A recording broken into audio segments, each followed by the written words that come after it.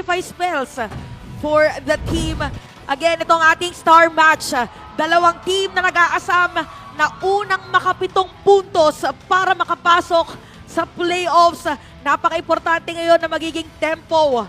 Is it gonna be Onyx Philippines or Team Falcons na magwawagi? Anything na i-expect natin sa early game midnight? I'd say expect, again, no, yung 40 seconds rotation mula kay King Kong. And also, pagdating ng level 4, meron po kasing combo yung Kalea na hindi lang yung Tsunami Wave into the TP, but also TP into the Tsunami Wave. And mang malupit dyan, may mga players na kinakasa na kagad yung Wave Breaker. Tapos ginagamit nila yung Wave Breaker as the wall para makatalon, then papasok ko sa TP. Oo nga, kasi hindi mo na nga kailangan ng wall. Basta nandun ka lang sa wave breaker mo. Pero may 2v1 na nagaganap agad dito sa may bandang ibaba. Ogun and Flap TZ. Pero alam naman natin na naglulukuhan lang yung mga yan. Oh, tsaka kasi sabi natin para sa dalawang teams na to, umpisa pa lang, nagro-rotate na agad yung mga XP laners nila. Ayan o, ayan o. Ayan na! Ayan, pinasok na nga kagad. At si Pew ay makakatakas din.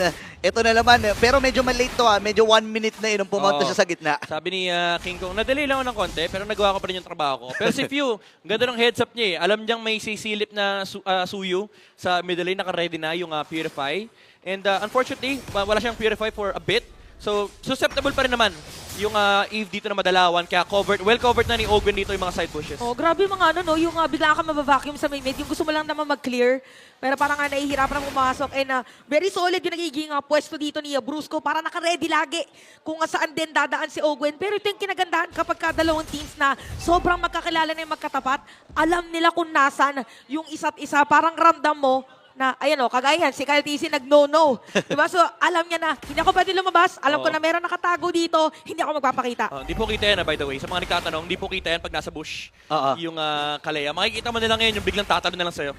Ang tawag doon, mga behavior Pero ngayon, si Brusco ay pumasok na dun sa may badalikuran. Kyle TZ, tamang dash lang.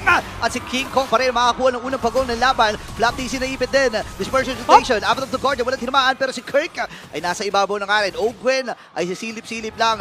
Pero andito na yung diversion play. Doon sa orange ba pumunta? Binago nila na sana kasi ako na after ng turtle, diretso sa purple. Ito pala orange. Sabi kasi nila, Team Falcons